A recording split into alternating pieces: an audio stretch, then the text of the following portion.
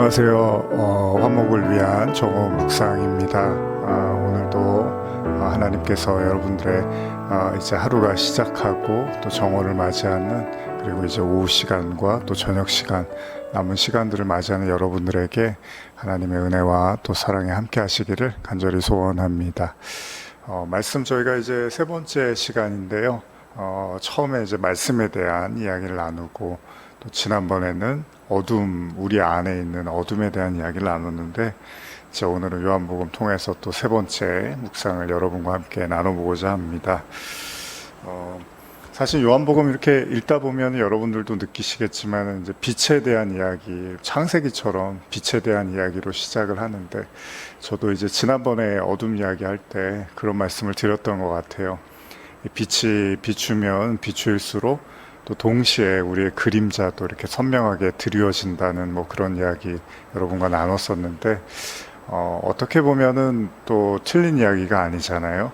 빛이 강하게 비추면 또 우리의 어둠이 어쩌면 드러날 수도 있는 거죠. 그래서 그랬는지 예수님이 가시는 곳마다 항상 아프고 귀신 들린 사람, 또 정말 고칠 수 없는 수년 동안, 또 수십 년 동안 아무리 몸부림쳐도 고침받지 못했던 사람들이 이렇게 몰려들기 시작하죠.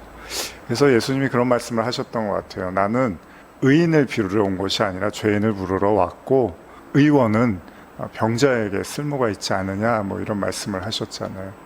그러니까 어떻게 보면은 우리가 예수님 앞에 나간다는 것은 지난번에도 나눈 것처럼 우리가 정말 예수님이 이렇게 필요한 어떤 부분들을 계속해서 보는 것이 아닐까. 그래서 예수님 앞에 서면은 내가 참 이런 부분들이 강하고, 이런 부분들 참 잘하고, 이런 부분에는 문제가 없고, 이런 걸 자꾸 느끼는 것이 아니라, 우리가 예수님을 가까이 교제하면 교제할수록 내가 참 이런 부분들이 약했구나, 내가 이런 부분들이 참 부족했구나, 내가 이런 부분에서 한계를 느꼈구나, 이런 걸 어떻게 보면은 경험하게 되는 게 아닐까 생각을 해봐요.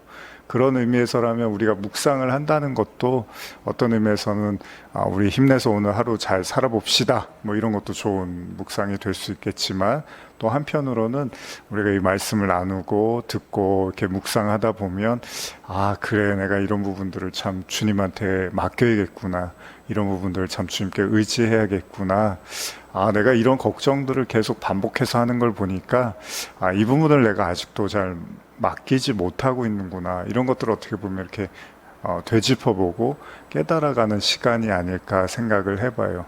최근에 저도 이제 그런 생각을 좀 해봤던 것 같아요. 우리가 여러분들도 이제 다 살아온 인생이 다르시겠지만은, 가만히 이렇게 보면요, 반복된 사람들의 어떤 패턴이라는 게 있잖아요.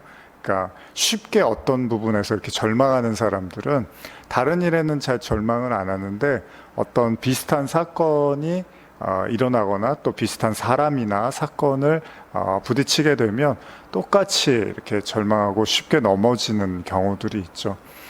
그 순간에는 그게 굉장히 이제 버겁고 힘겹게 느껴지고, 참 이기지 못하는 자신에 대해서 굉장히 큰 회의도 갖게 되고 아파하기도 하는데, 또 인생을 전체를 놓고 봤을 때, 또 여러분들의 과거의 긴 시간들을 놓고 보면 어떤 패턴이 있다는 걸 또 발견할 수 있을 거예요. 그래서 내가 이 문제에서만큼은 계속 비슷한 패턴 안에서 계속 이렇게 똑같은 모습을 해왔었구나라는 또 생각도 할 수 있게 될 거예요. 그럴 때 우리가 나는 이게 참 극복이 안 되나 보다, 나는 여기서는 참 너무 무력하다, 나는 어떻게 좀 구제불능인가 보다, 이런 생각만 하시지 말고, 내가 이 부분에서 하나님께 잘 맡기지를 못하고 있구나, 또 내가 이 부분에서 하나님의 말씀을 적용하고 또 그 말씀대로 살아가지 못하고 있을 수도 있겠구나, 이런 것들을 어떻게 보면 이렇게 조명하는 계기가 되지 않을까 생각을 해봐요. 그래서 여러분들도 혹시나 반복적으로 또 계속 비슷한 양상으로 이렇게 넘어지거나 또 연약한 부분들을 발견하게 됐을 때, 그 내용을 그대로 하나님께 또 기도하면서 다시금 되묻고 또 회복되어지고 또 치유되어지는 그런 은혜가 있으셨으면 좋겠습니다. 자, 그런 의미에서 이제 계속해서 말씀 좀 나눴으면 좋겠는데요. 우리가 지난번에 1장 5절 말씀을 나누면서 어둠에 대한 이야기를 나누는데 그 이후에 6절부터 한번 제가 읽어보겠습니다. 제가 6절부터 오늘은 13절까지 여러분과 한번 말씀을 나눠보고 싶은데 한번 먼저 읽어보겠습니다. 하나님께로부터 보내심을 받은 사람이 있으니 그의 이름은 요한이라. 그가 증언하러 왔으니 곧 빛에 대하여 증언하고 모든 사람이 자기로 말미암아 믿게 하려 함이라. 그는 이 빛이 아니요 이 빛에 대하여 증언하러 온 자라. 참빛 곧 세상에 와서 각 사람에게 비추는 빛이 있었나니 그가 세상에 계셨으며 세상은 그로 말미암아 지은 바 되었을 때 세상이 그를 알지 못하였고 자기 땅에 오매 자기 백성이 영접하지 아니하였으나 영접하는 자, 곧 그 이름을 믿는 자들에게는 하나님의 자녀가 되는 권세를 주셨으니 이는 혈통으로나 육정으로나 사람의 뜻으로 나지 아니하고 오직 하나님께로부터 난 자들이라. 하나님께로부터 난 자. 그러면서 이제 오늘 본문을 보니까 요한에 대한 이야기를 하면서 시작을 하고 있는 것 같아요. 하나님께 보냄을 받은 사람, 바로 그 사람이 바로 요한이라고 성경이 이야기를 하고 있습니다. 그는 증언을 하러 왔대요. 근데 뭘 증언하러 왔냐면 빛에 대하여 증언하고 모든 사람이 자기로 말미암아 믿게 하려고 하나님이 요한을 보내셨다고 말씀하고 계십니다. 그리고 그는 이 빛이 아니고 이 빛에 대해서 증언한 자라고 또 말씀하고 있습니다. 어떻게 보면 이제 이 요한도 그렇고 우리 사역이라는 게 다 그렇잖아요. 하나님의 말씀을 우리가 전하고 누군가에게 믿게 하기 위해서 하나님이 이제 우리를 통해서 그런 사역들을 감당하게 해 가시는 거죠. 그런 의미에서 이제 하나님이 예수 그리스도의 오심을 증거하기 위해서 요한을 이제 먼저 이 땅에 보내시고 그 요한의 삶은 여러분들이 잘 아시죠. 세례 요한의 삶을. 그러면서 회개해라, 천국이 가까웠다 이렇게 외치면서 하나님께서 요한을 통해서 예수 그리스도께서 이제 곧 오실 것을 증언하게 하셨죠. 근데 여러분들 혹시 잘 아시겠지만 요한이 막상 예수님이 이제 오시고 자기가 이제 직접 세례도 주잖아요. 그러면서 이제 예수님이 이제 사역을 드디어 시작하게 되시면서 정말 놀라운 일들이 많이 일어나게 되죠. 기적도 일어나고 또 많은 사람들이 돌아오고 하나님을 믿게 되고 어마어마한 일들이 일어나는데 어떻죠, 여러분? 동시에 요한의 삶이 굉장히 빛을 보고 사람들에게 각광을 받고 찬사를 받는 것이 아니라 성경을 가만히 보시면 예수님이 등장하시고 예수님의 사역이 어떻게 보면 이제 굉장히 사람들에게 많은 호응을 얻게 되자 또 반대로 요한의 삶은 점점 이렇게 쇠해져 가는 것을 우리가 보게 되죠. 심지어 나중에는 이제 요한이 옥에 갇히는 신세가 되잖아요. 감옥에 갇혀서 결국 요한이 거기서 삶을 마감하게 되는데 그때 요한이 이제 회의를 갖게 됩니다. 아니 내가 예수님이 오심을 증거하고 외쳤는데 어떻게 내 삶이 축복을 받고 나는 더 잘 이렇게 안락하고 어떻게 보면 하나님이 주시는 큰 은혜와 축복 속에서 평화롭게 살 거라고 생각했는데 오히려 자기는 감옥에 갇히는 그런 신세가 되었단 말이죠. 그래서 제자들을 보내게 됩니다. 도대체 내가 전하려고 했던, 내가 알고 있던 그 메시아가, 그 예수가 그 메시아가 맞는지를 묻고 싶은 마음에서 제자들을 예수님께 보내는 장면이 성경에 나오죠. 근데 또 예수님이 그 제자들에게 어떻게 보면 좀 꾸짖음 같은 걸 하세요. 너희가 뭘 보려고 광야에 나왔느냐? 이런 말씀을 하시면서 참 이걸 어떻게 봐야 될지 하는 그런 생각이 드는데 참 이런 것 같아요. 요한이 생각했던 그 메시아에 대한 증언, 그리고 메시아의 길을 예비하는 그런 요한의 광야의 외침이 실상 메시아가 오고 나서 모든 것이 정말 정말 유토피아 같은 자기의 삶이 너무나 부족할 것 없는 그런 삶이 전개될 거라고 생각을 했는데 그렇지가 못했다는 거죠. 오히려 요한은 감옥에서 굉장히 많은 고민을 했을 거고 고뇌를 했을 거고 도대체 메시아라는 게 뭐고, 하나님이 나에게 맡기고자 했던 일이 뭐고, 도대체 내가 이 안에서 무엇을 깨달아야 되는가라는 생각을 했는지도 몰라요. 여러분, 어떻게 보면 우리가 누군가에 대해서, 우리가 이제 예수님 믿는 사람으로서는 예수님을 전하는 삶을 사는 거잖아요. 제가 사도행전 말씀을 이렇게 나누면서도 그 사도 바울의 인생이 뭐 모르지는 않았지만 다시 이렇게 말씀을 나누면서 참 마음 한편이 이렇게 저려오는 것 같아요. 사도 바울은 정말로 이제 사울의 시절에 모든 것이 그 어떻게 보면 탄탄대로를 걸을 수 있었던 유대교에서의 최고의 어떻게 보면은 그런 학문이라든지 또 위치라든지 또 사람들의 찬사를 받을 수 있는 그야말로 바리새인 중에 바리새인이었고, 정말 부족할 것 없는 앞날이 정말 유대인으로서는 창창하게 열려 있었던 사람이란 말이죠. 근데 그가 그리스도를 만나고 그 빛을 이제 경험하게 되고 나서의 그의 인생은 이 어떻게 보면 세상적인 세속적 시각에서 봤을 때는 정말 보잘것없고 완전히 실패한 사람 같고, 실패하다 못해서 이제 정말 이렇게 외톨이가 되는 정말 그냥 사람들을 마주치는 것조차도, 실제로도 그랬잖아요. 유대인의 어떻게 보면은 선봉에 섰던 사람이 이제 기독교의 선봉에 서게 되면서 이제 유대인들에게는 핍박의 대상이고 정말로 경계해야 될 인물로 바뀌었기 때문에 정말 외로운 어떤 삶을 살게 되죠.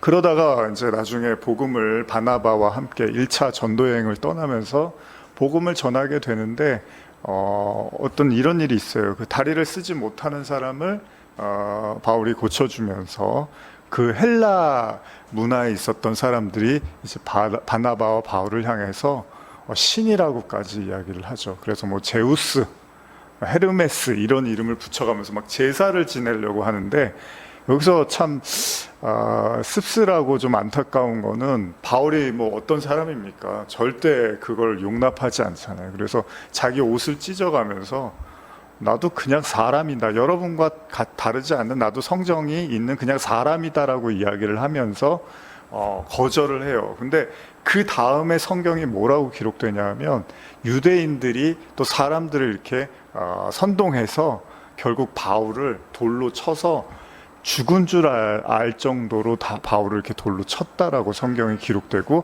성에서 이렇게 끄집어냈다라는 말씀이 나오거든요.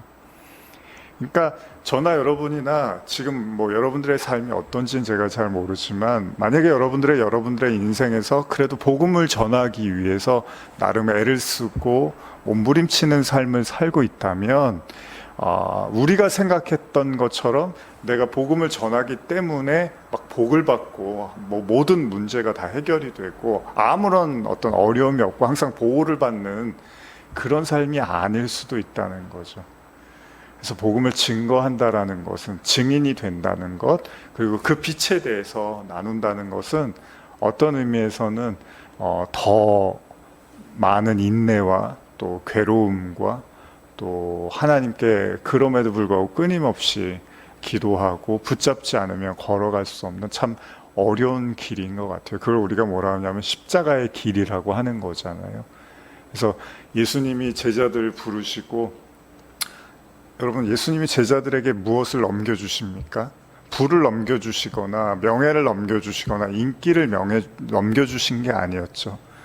예수님은 제자들에게 십자가를 넘겨주셨죠. 내가 지은 십자가를 너희도 지으라고 이렇게 말씀을 하신 거죠. 그래서 대부분의 제자들은 그 복음을 전하기 위해서 말씀을 전하다가 그의 삶 속에서 거의 이렇게 순교되어지는 것을 우리가 알고 있습니다. 어떻게 보면 빛에 대해서 증언한다는 것이 마냥 그 환상적인 일이 아닐 수도 있는 것 같아요. 그래서 참 복음을 전하는 뭐 사역자들이 아니더라도요, 뭐 성도님들이라도 참 우리가 복음을 전하면서 많은 회의를 가질 수도 있고 의문을 가질 수도 있을 거라는 생각이 들어요. 그럼에도 불구하고 위안이 되는 말씀은 이런 말씀인 것 같아요. 그런 빛을 전하고 증거해도 사람들이 영접하지 않고 받아들이지 않지만, 그러나 이 12절 보면 영접하는 자가 있다. 곧 그 이름을 믿는 자들에게는 하나님의 자녀가 되는 권세를 주셨다고 하죠. 최근에 제가 사도행전 나누면서도 13장인가요? 말미에 보면은 그렇게 바나바와 바울이 막 복음을 전하고 할 때 또 사람들이 또 사도들이나 제자들이 복음을 전할 때 반대하는 사람도 많이 있었지만 또 성경에 이런 표현이 쓰였단 말이에요. 작정된 자는 다 믿더라, 이런 말씀이 있는 것처럼 우리가 사실 듣지 않는 사람, 전에도 별로 반응하지 않고 관심 없는 사람들을 위해서 전하는 것이 아니라 사실은 우리가 이제 추수라고 하죠. 정말 하나님이 예비한 사람, 하나님이 믿도록 계획하신 사람, 그걸 이제 작정된 자, 뭐 선택된 자, 이런 표현을 쓰는데, 그런 자들을 만났을 때 결국 우리가 복음을 전하는 자로서 상당한 기쁨을 갖게 되는 것 같아요. 그러니까 관심이 없는 수많은 사람들을 위해서 전하는 게 아니라 정말로 1명이 될지 5명이 될지 10명이 될지 모르지만 그 복음을 듣고 관심을 갖고 자기의 삶을 조금씩 그 복음을 위해서 투자하고, 그리고 그 복음 안으로 들어오는 자들을 만나게 되면 그보다 더 큰 기쁨이 어디 있겠느냐라는 거죠. 그러면서 성경은 뭐냐면, 이러한 자들은 혈통으로나 육정으로나 사람의 뜻으로 난 것이 아니라 하나님께로부터 난 자들이라 라고 이야기를 하고 있다는 거죠.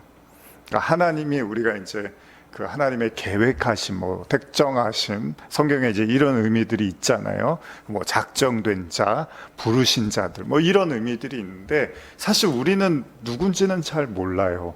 다만 우리는 그 빛을 경험했고 그 빛에 대해서 증언할 뿐이에요. 그러나 동시에 우리가 또 생각해 보면 우리에게 그렇게 누군가가 다가왔었잖아요.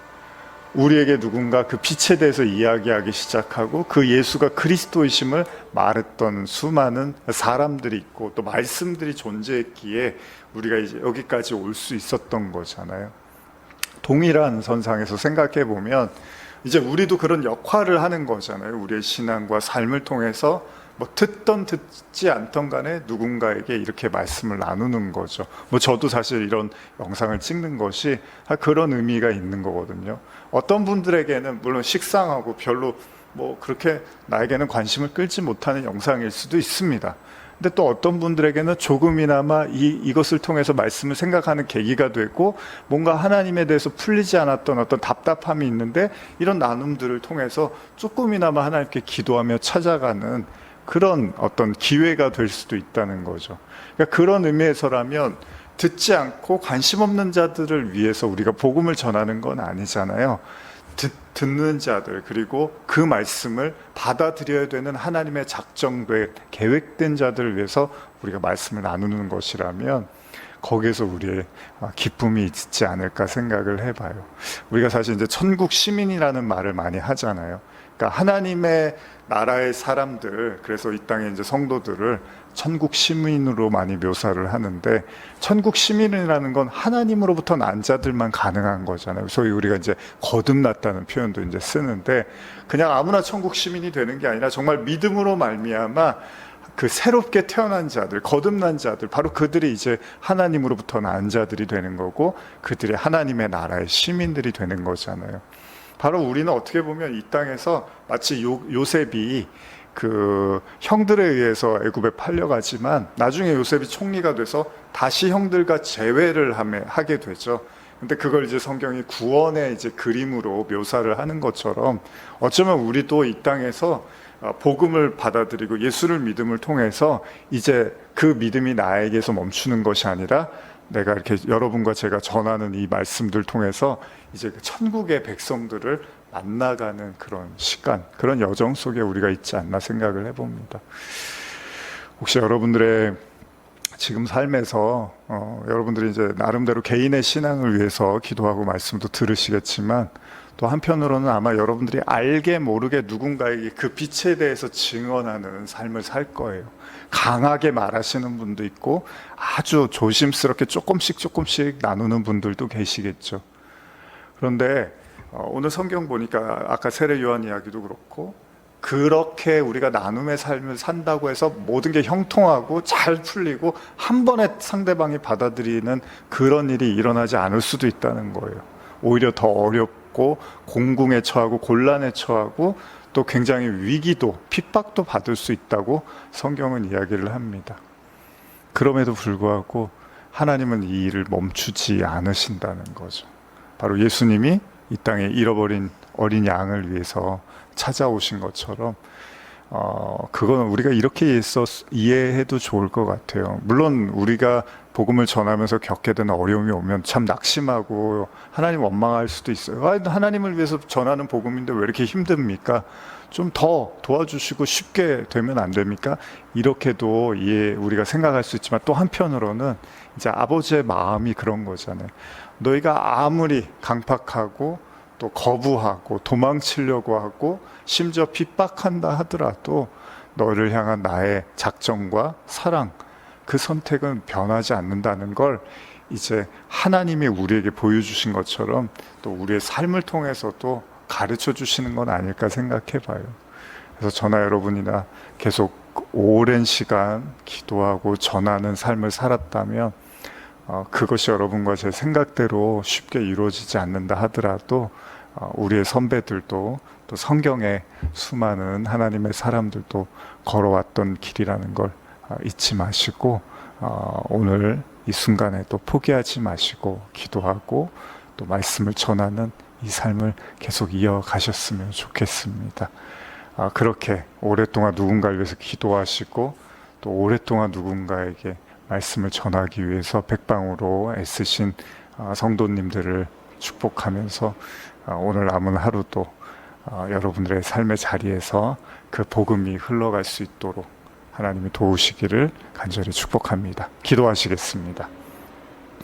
하나님 아버지, 참 세례 요한이 예수님을 외치고 증거했지만 그의 마지막 그 감옥에서의 처절함을 떠올리면 참 세례 요한도 정말 많은 고민과 고뇌가 있었으리라 생각됩니다.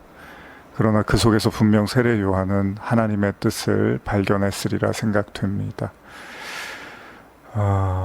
어쩌면 그 십자가의 길을 간다는 것, 또 복음을 누군가에게 전하는 것이 결코 쉬운 일이 아닐 수 있습니다.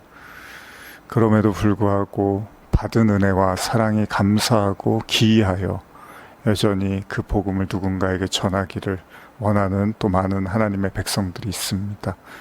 그들의 삶 속에서 또 다른 하나님의 백성들을 만나게 하시고 정말 예수님의 잃어버린 양의 비유에서 말씀하신 것처럼 하늘에서 한 사람이 회개하면 너무 기뻐한다고 말씀하신 것처럼 우리의 삶에서도 그 기쁨의 잔치를 볼 수 있는 은혜가 있게 하여 주시옵소서. 오늘 남은 하루도 주님께 의탁하며 또 열심히 복음을 증거하는 삶을 또 살아가는 성도들을 축복하며 예수님의 이름으로 기도드립니다. 아멘.